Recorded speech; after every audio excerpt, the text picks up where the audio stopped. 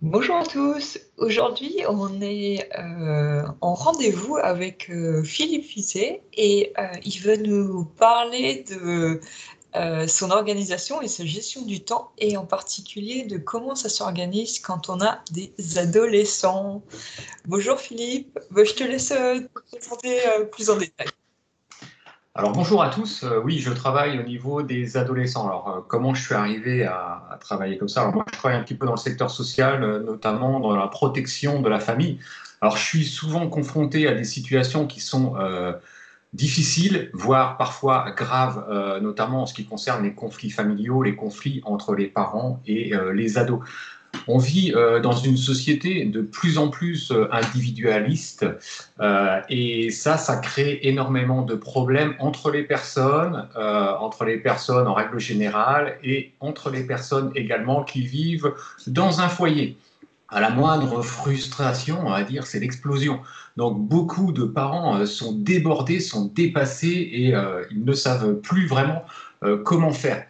Ils sont vraiment, là moi j'appelle ça un monde de paumés. On est complètement paumé, on ne sait plus quoi faire. Donc c'est comme ça que j'ai commencé à me dire, il y a quelque chose à faire par rapport à ça. Alors moi j'ai un parcours qui est quand même assez atypique. J'ai souvent été en contact avec des ados. Dans les années 2000, j'ai été, pendant les vacances scolaires, j'étais animateur motocross. C'est-à-dire qu'on recevait des ados pour leur apprendre à pratiquer la moto. Et pendant la pause de midi, eh bien, on discutait avec les jeunes et c'est comme ça que les jeunes me faisaient part de leurs problèmes. Alors, c'était les problèmes de cœur, c'était les problèmes de harcèlement, raquettes, violences, les violences alors verbales, les violences physiques et les violences psychologiques. Et il y a également des ados qui ne se sentent pas bien dans leur peau. Alors, pour ma part, j'ai quatre enfants, quatre ados, et quand ils ont commencé, alors quand ils sont enfants tout petits, ça va encore parce qu'on arrive à les tenir. Mais dès qu'ils arrivent à être ados, eh bien, ils ont envie d'autonomie, de liberté, et c'est là que on commence, nous, parents, à avoir peur. Alors, avec mon épouse, on a commencé à aller à des conférences, à lire des livres par rapport à ça. Et puis, on a mis des techniques en place, des méthodes par rapport à nos quatre ados, et ça s'est très bien passé. L'autre jour, je discutais avec. Alors, l'autre jour, non, ça fait quand même assez longtemps. C'est pour ça que c'est là que j'ai eu le déclic. Je discutais par Messenger avec un garçon, Jimmy, qui, sa maman est décédée quand il était tout petit. Et il m'expliquait que sa situation était compliquée parce qu'il vivait un véritable manque. Il était perdu par rapport à l'absence de sa maman et il ne trouvait pas du tout de sens à sa vie.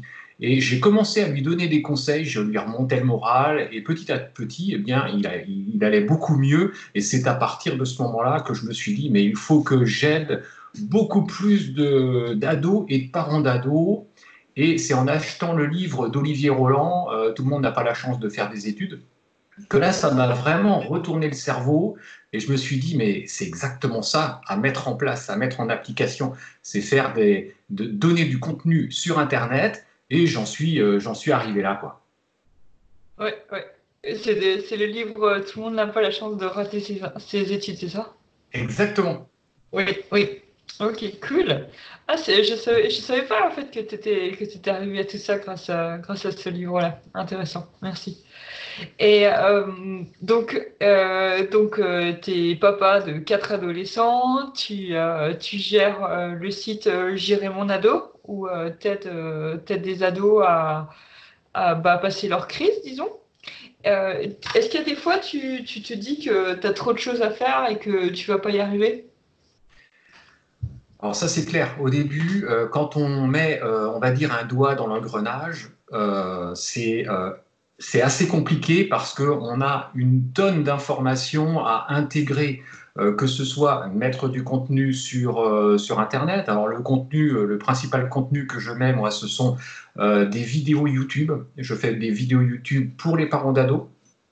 Et ce qui est marrant, c'est que j'ai beaucoup d'ados qui viennent regarder ces vidéos-là qui sont au départ mises pour les parents. et j'ai beaucoup d'ados qui me mettent des commentaires. Donc ça, c'est super sympa. Ma chaîne YouTube, c'est Philippe Visset, c'est mon prénom et mon nom. Et je ne savais vraiment pas par quoi commencer au départ parce que soit quand on regarde des formations ou quand on achète des formations, parce que j'ai acheté des formations pour faire tout ce que j'ai fait, eh bien, il y a certains infopreneurs qui nous disent il faut aller sur Instagram, d'autres qui nous disent il faut aller sur YouTube, d'autres qui nous disent mais non, non, non, il faut faire des podcasts. Et puis alors, il y en a un autre qui nous dit non, non, il faut faire un email par jour. Ben là, on dit mais on fait quoi? Donc, eh bien, quand on a toutes ces informations-là, qu'est-ce qu'on fait? On essaye tout. Et donc, c'est ce que j'ai fait, j'ai tout essayé. Donc, c'est vrai que ça prend énormément de temps. Mais quand on est infopreneur, c'est ce qu'il faut se dire. On n'est pas là pour faire les choses rapidement. Il faut mettre les choses pierre après pierre. C'est comme un jeu de construction, un jeu de Lego. Eh bien, on met nos petits morceaux les uns sur les autres, on les empile, et c'est comme ça qu'on arrive à faire quelque chose. Mais c'est vrai qu'au début, on a vraiment, vraiment beaucoup de choses à intégrer en ce qui concerne les emails automatiques, en ce qui concerne récupérer ces emails-là. C'est vrai qu'il y a beaucoup et on a besoin des fois d'avoir quelqu'un à côté de nous. Alors moi j'ai la chance, c'est que j'ai eu mon ado qui a 19 ans et qui m'a drôlement aidé. Lui il s'occupait de la technique et moi je m'occupais du contenu. Ouais, je peux confirmer que souvent le vendredi, quand on a le mastermind ensemble, il y a ton ado derrière qui est en train de bosser à mettre tes vidéos YouTube en fait sur Internet. Et petite plaisanterie. Oui, c'est une des techniques en fait qui doit bien te servir. Je pense que d'avoir quelqu'un dans ta famille qui bosse avec toi et qui t'aide sur une partie du boulot d'infopreneur. Et où c'est super, super intéressant, c'est que ça permet également, quand on a quelqu'un, alors soit à côté de soi, ou soit quelqu'un, soit un coach, soit un mentor, soit une personne qui va nous aider, ce qui est super intéressant, c'est que dès qu'on a un petit coup de mou, eh bien, cette personne-là nous rebooste. Et ça, c'est génial, parce que des fois, la traversée du désert peut être longue, à savoir que on a des doutes, on va avoir des doutes à un moment donné. On va se dire, mais pourquoi je fais ça? Est-ce que ce n'est pas du temps perdu? Et non, il faut vraiment s'accrocher et continuer. Et il faut avoir, on va dire, des tactiques, on va dire, pour bien organiser son temps et gérer son temps au mieux. Est-ce que tu as d'autres tactiques que d'avoir quelqu'un en fait à côté de toi qui va à la fois te prendre une partie de la charge de travail et à la fois te servir, je dirais, peut-être pas comme une béquille, mais en tout cas comme un motivateur? Alors, j'ai une petite technique qui est toute simple, ça c'est le cadeau bonus. Ok. C'est de faire au moins 3 tâches par jour. C'est pas beaucoup, faire 3 tâches par jour. C'est soit répondre à des mails, c'est soit faire une vidéo YouTube, c'est soit faire, qu'est-ce que je peux faire d'autre? Aller sur Instagram. Voilà, 3 tâches par jour. Je les mets j'ai un fichier Google et tous les jours, je me note ces 3 choses-là. Comme ça, au moins, je suis sûr de les faire et ça fonctionne super bien. J'optimise également mon temps, c'est-à-dire que je ne regarde pas la télévision. Pour moi, regarder la télé, c'est de la perte de temps. Je ne vais pas sur mon fil d'actualité Facebook ou Instagram voir ce que les autres font parce que c'est de la perte de temps. Je me consacre sur ce que je fais et ça marche très très bien. Bon, certains pourraient dire ouais, il doit s'ennuyer quand même. Non, pas du tout. Au contraire, moi j'adore ce que je fais et si je peux revenir un petit peu en arrière par rapport à quand je disais que c'est compliqué au départ parce que certains disent YouTube, certains disent qu'il faut aller sur Facebook, d'autres Instagram, d'autres les podcasts ou les emails.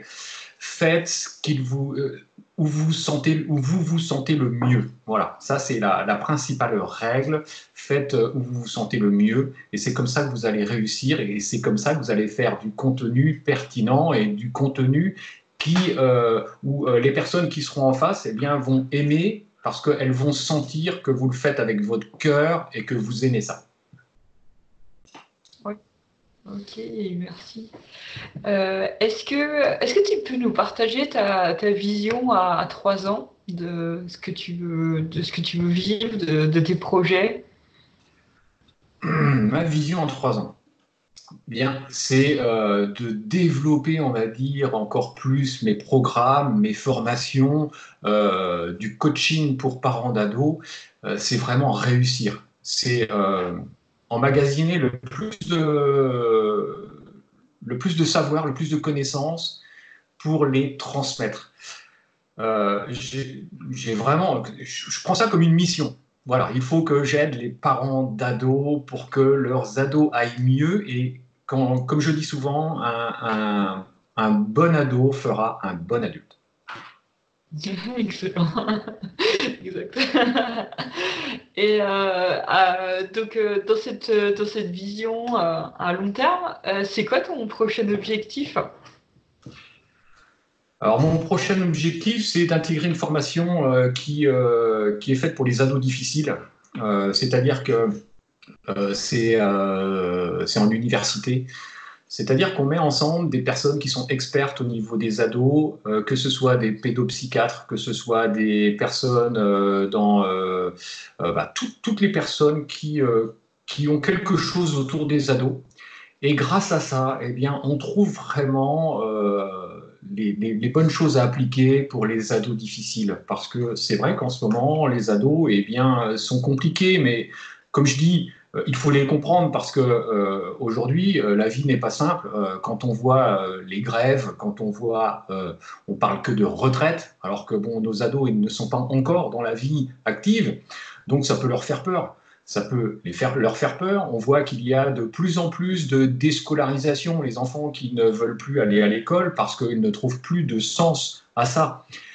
Et donc c'est à nous, adultes, eh bien, de les aider et de trouver des choses pour qu'ils aillent mieux.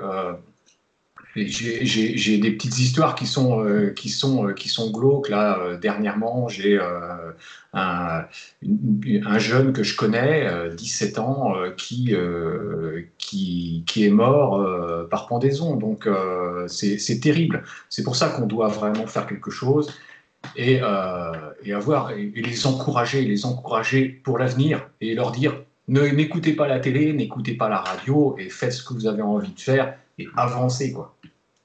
Mais c'est pas que pour les ados, ça, Philippe. C'est pour tous les Français. Ouais, c'est clair. Ok, merci. En tout cas, une belle mission de vie, j'adore.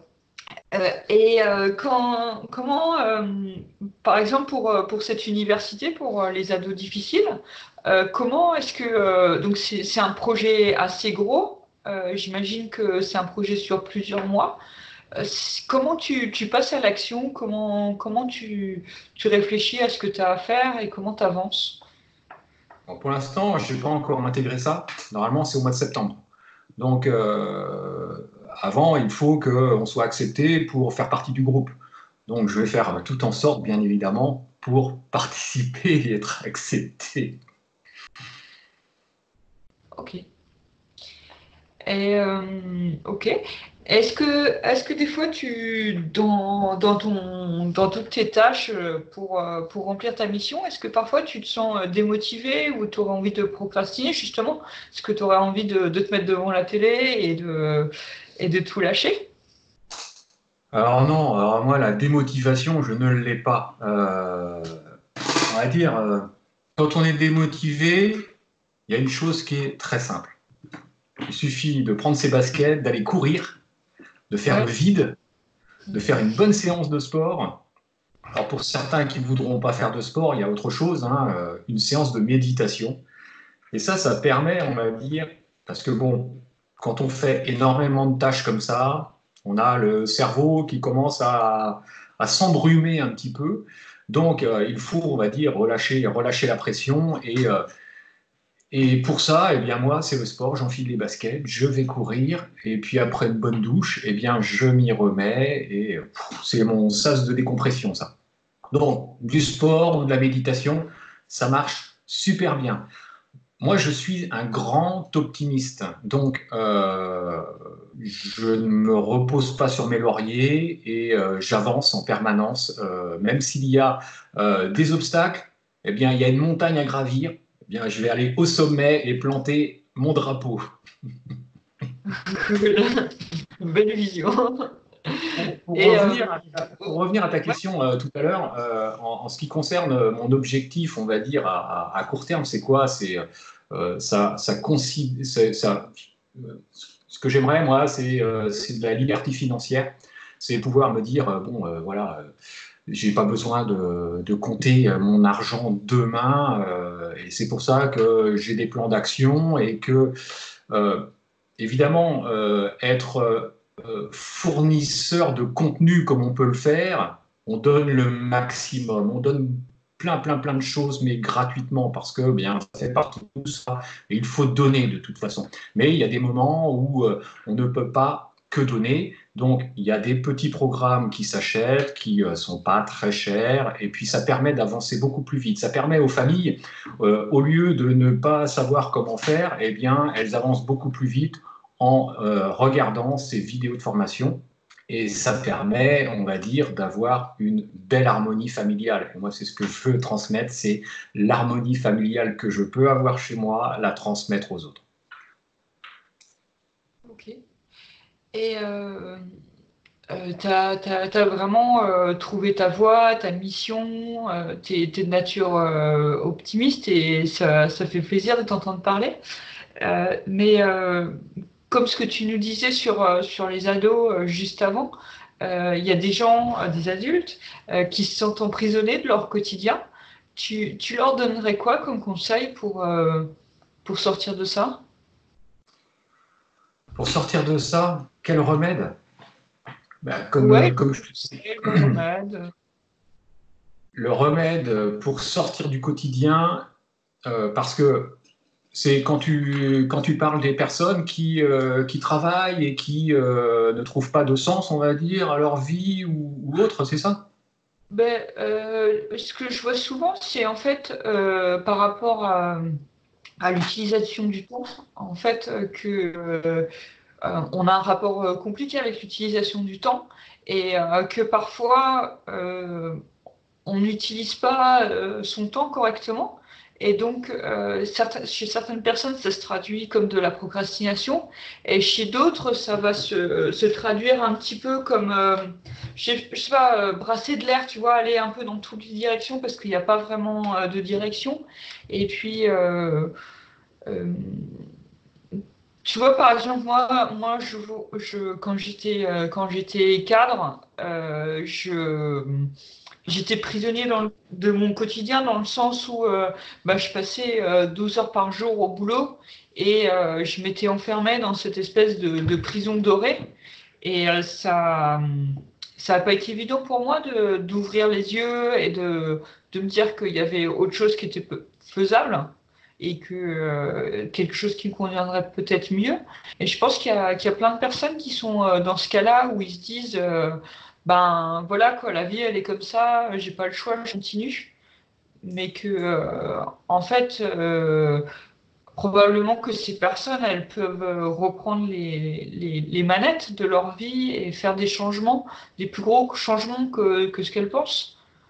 Euh, Non, mais tout à ce qui est- fait. Ne jamais dire j'ai pas le choix. Alors là, il faut surtout pas dire ça. Ce qu'il faut faire, quand on se dit est-ce que vraiment je suis dans la bonne direction, est-ce que je fais le bon métier? Alors moi, c'est quelque chose avec mon épouse qu'on a toujours appliqué avec nos enfants. C'est-à-dire que dès qu'on avait des choix à faire, eh bien, on prenait une page blanche et on faisait un trait au milieu et on mettait d'un côté les avantages et les inconvénients de l'autre. Et on notait les avantages d'un côté, on notait les inconvénients de l'autre et on voyait la balance vers où elle penchait. S'il y avait plus d'avantages que d'inconvénients, bon, ben, on restait là-dessus. S'il y avait plus d'inconvénients que d'avantages, eh bien là, on changeait les choses. Toi, c'est ce que tu as dû faire, c'est-à-dire que par rapport à ton boulot, qui te prenait énormément de temps, tu as pu voir que au niveau de l'avantage, peut-être que tu gagnais bien ta vie, mais au niveau des inconvénients, tu ne profitais pas de la vie.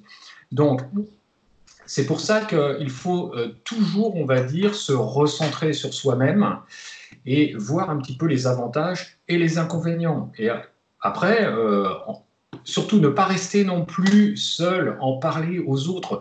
Le fait de parler autour de soi ou à des personnes qui peuvent vous aider, eh bien, ça, c'est une très bonne manière de voir également les choses sous un autre angle. Ouais, ouais. Et c'est intéressant ce que tu dis sur les avantages et les inconvénients parce que aussi, une fois qu'on a listé les inconvénients, ce qu'on peut aussi appeler les risques en fait de changer, une fois que ces risques ils sont identifiés, enfin, c'est pas tous des risques, mais dans ces inconvénients il y a des risques. Ça permet aussi de se dire, ok, sur ce point-là, est-ce qu'il y a quelque chose à faire? Est-ce qu'il y a moyen de mitiger les risques d'une façon ou d'une autre? Est-ce que en fait le risque l'inconvénient il est tellement gros que ça? Est-ce que je suis prêt à lâcher? C'est quelque chose que je fais aussi assez souvent de mettre sur papier en fait les pensées pour les clarifier. Mm-hmm. En plus, bon, on vit aujourd'hui, on va dire, par rapport aux gens qui travaillent aujourd'hui, on vit vraiment une époque charnière. Aujourd'hui, on vit un véritable chamboulement. Et alors, ce chamboulement, il est en adéquation peut-être ou peut-être pas hein, avec tout ce qui se passe également au niveau de l'écologie. Hein, on vit au niveau de l'écologie depuis quelques années, on subit des tempêtes, on subit des hausses de température. Dans le domaine de l'éducation également, il y a des gros changements qui vont arriver parce qu'on voit de plus en plus de jeunes qui se déscolarisent. Ils ne se sentent plus bien, on va dire, à l'école. Certains ont des diplômes et ça ne leur sert à rien. Donc, on est en train d'avoir une époque là qui est en train de muter. Et c'est pour ça qu'il faut vraiment prendre le wagon là en marche. Aujourd'hui, il y a de plus en plus de personnes qui proposent des choses sur Internet et soit qui proposent ou soit des personnes qui créent. Donc, il faut vraiment avancer là-dedans et participer à ce changement.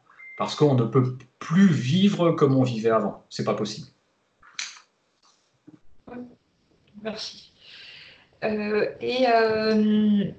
tout ça, est-ce que tu as une personne, un film ou un livre qui t'inspire vraiment, qui a été un déclic ou à qui tu réfères assez souvent? Oh, je vais te parler d'une personne et je vais te parler d'un film.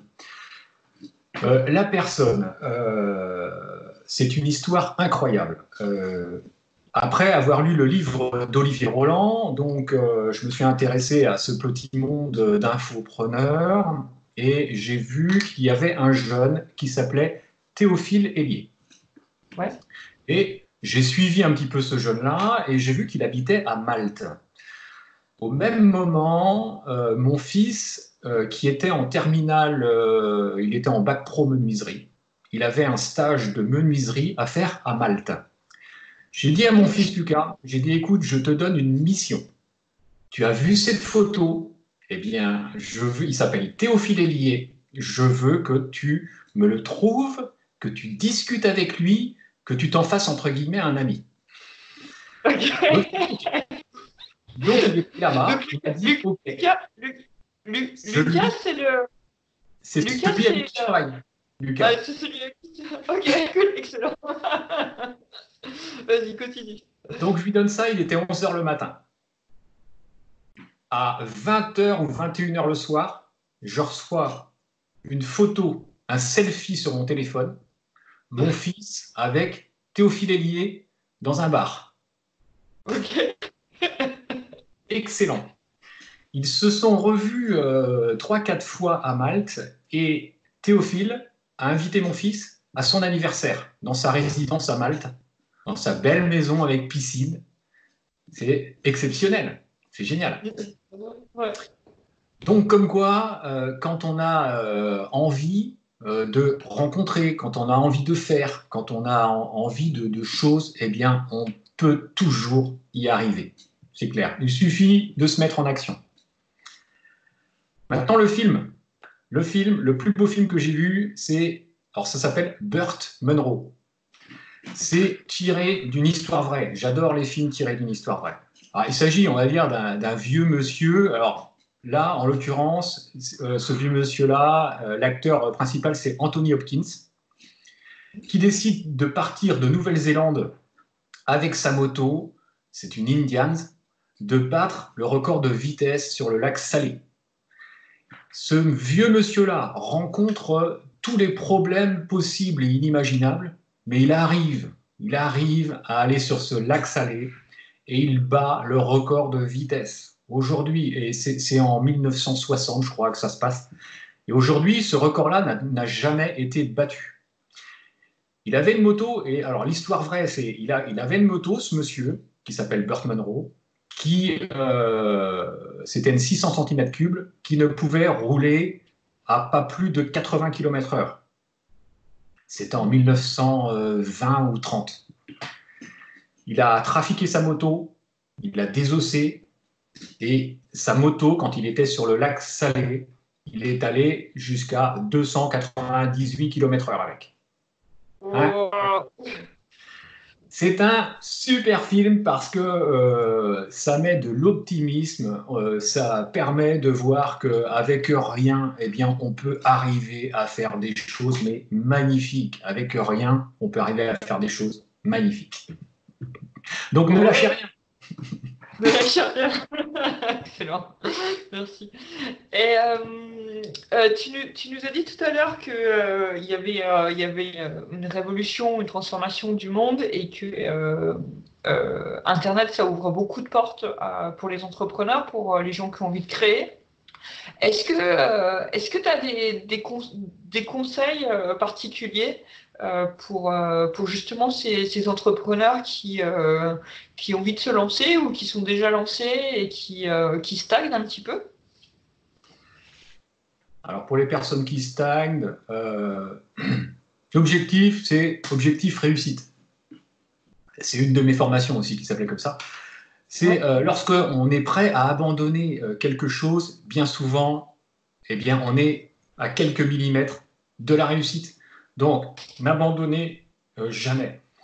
Il y a plusieurs moyens, on va dire, de faire en sorte qu'on réussisse, c'est de changer d'angle, de demander à des personnes de nous aider. Je sais que toi, Claire, tu aides des personnes hein, pour réussir. Donc, comme je disais tout à l'heure, des fois, bien souvent, les personnes font ça seules. C'est la traversée du désert et il suffit de se mettre en contact avec quelqu'un et tout de suite, ça débloque les choses et ça permet de réussir. Il faut vraiment, on va dire, se faire aider par un œil extérieur. Moi, j'ai la chance d'avoir mon ado qui me dit « Tiens, papa, faut pas faire comme ça, faut faire comme ça. » Et là, je dis « Ah oui, c'est vrai que c'est bien. » Plus on est de personnes à réfléchir, plus on va dire, on connecte les cerveaux, et mieux c'est, bien évidemment, parce que chacun va apporter son expérience, et c'est grâce à ça que la réussite se trouve au bout du tunnel. Donc, faites-vous aider, comme je dis, un changement d'angle, un train qui est remis sur les rails, et c'est reparti. Donc, surtout n'abandonnez pas, surtout quand on croit à ce qu'on est, quand on croit à ce qu'on fait, donc il faut y aller, quoi. Ok, monsieur. Super, merci. Ok. Est-ce que tu as quelque chose d'autre à rajouter avant qu'on termine cette interview? Non, à part si vraiment, comme disait Claire, hein, si vous êtes embêté, si vous avez besoin d'aide, eh bien surtout faites appel à Claire, hein, parce qu'elle vous aidera à vous remettre soit sur les rails, à vous changer d'angle, ou vous donner des astuces. Des fois, il suffit d'un rien pour avancer et pour gagner. Si vous avez des problèmes au niveau de vos ados, eh bien vous faites appel. Voilà, c'est sur gérer-mon-ado.fr. Ok, on mettra le lien en description de la vidéo. Merci. Et merci Philippe pour ces petites astuces, ces petits tricks et puis ces beaux exemples qu'il faut s'accrocher et puis qu'il faut pas lâcher. Exactement. Soyez forts. Ok, on va aller. Ciao Philippe, à À bientôt. bientôt. Ciao, ciao. Ciao.